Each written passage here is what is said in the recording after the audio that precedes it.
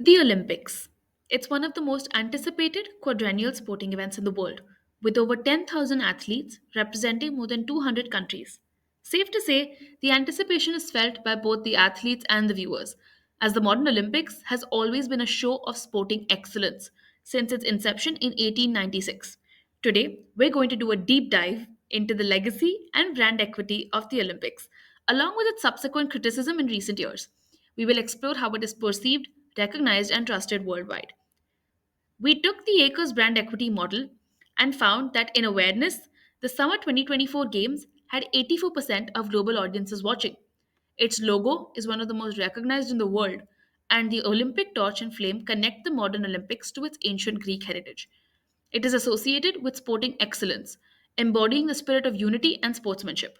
For quality, it is sponsored by stalwarts in their industry, and let's not forget that the modern Olympics have existed since the 1890s, uplifting the athletic community since then.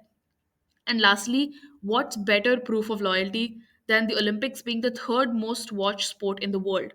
So, how do people perceive the Olympics? The Olympics have become a stage for political conflict, boycotts, and national power plays. But it has been a symbol of peace and international togetherness, bringing nations together even during crisis. I think it was over commercialized. There were over 80 official sponsors and partners in the 2024 Games alone. But it is a prestigious cultural phenomenon that happens once every 4 years, bringing generations together. But is it really? It's become so unethical with so many doping scandals, biased judging, and some controversial athletes being allowed to play. Don't ever forget the convicted rapist being allowed to play freely. For the longest time, it represented human excellence and the pinnacle of athletic achievement. But you can't deny that the Olympics is not truly sustainable. It leaves venues abandoned and cities struggling with debt and unemployment. The Games have always tried to take sustainable initiatives, trying to minimize its impact on the environment. But it's clear that the Olympics has had its ups and downs when it comes to public perception. But the brand itself has managed to create a legendary status in the minds of the consumer, thanks to its distinct brand identity. Let's break it down. Firstly, the Olympic rings. Five interlocking rings symbolizing the five continents with five colors in combination with the white background, producing colors of all the national flags. But what's important is that this narrative has never been lost in any of the games. No matter how distinctly different each host city's branding has been, they all tie back to the same colors, the same narrative, and the same story that the Olympics have always represented: inclusivity and hope. Even beyond this, the Olympics leverages secondary associations to strengthen its message. The Olympic Partner Program, aka TOP, grants access to category exclusive global marketing rights to a select group of multinational companies, allowing them to associate their brands with the Olympic Games and the movement.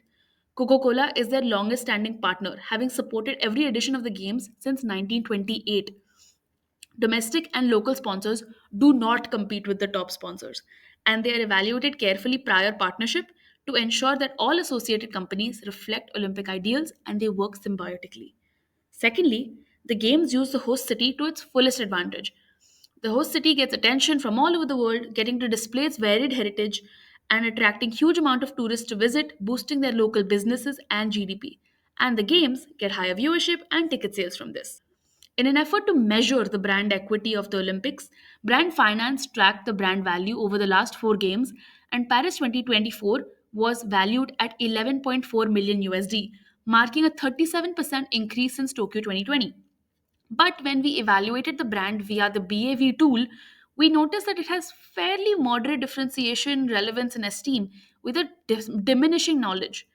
While the Olympics has no real competitors, when compared to major league sport tournaments like the NFL, the Premier League, and the NBA, which are valued at 24 million, 9 million, and 8 million USD respectively, it's fair to say that the Olympics have been resting on their laurels for far too long.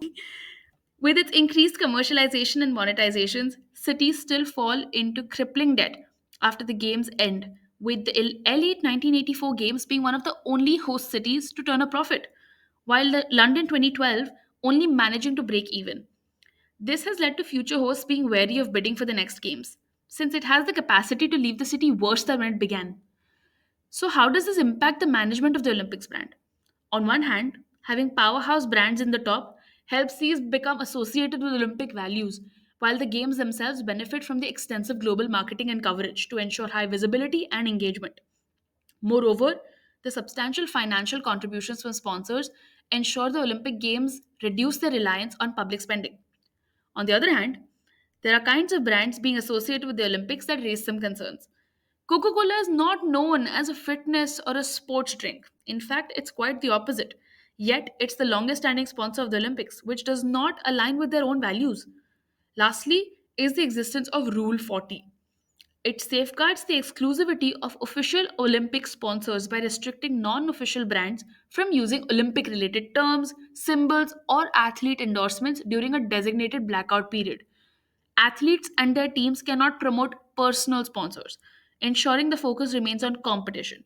However, this enforcement targets athletes, not advertisers, making the crackdown seem quite one sided and unfair. The Olympics has a ton of rights, but its fair share of wrongs too. So here's how we can believe they can start making amends. Currently, the Olympics is at risk of losing its legacy with the youth.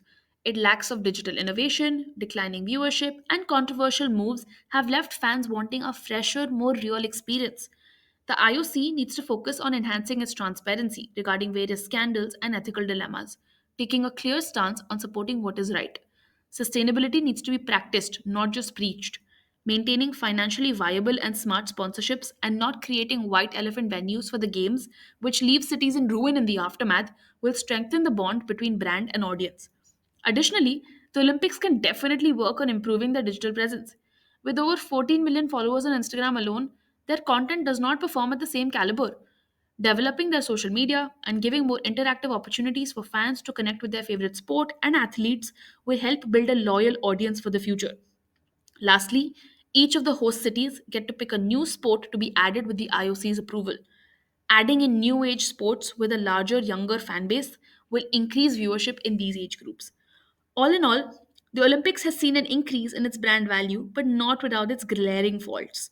As a legendary organization, the IOC has its work cut out for them to reclaim their lost brand equity.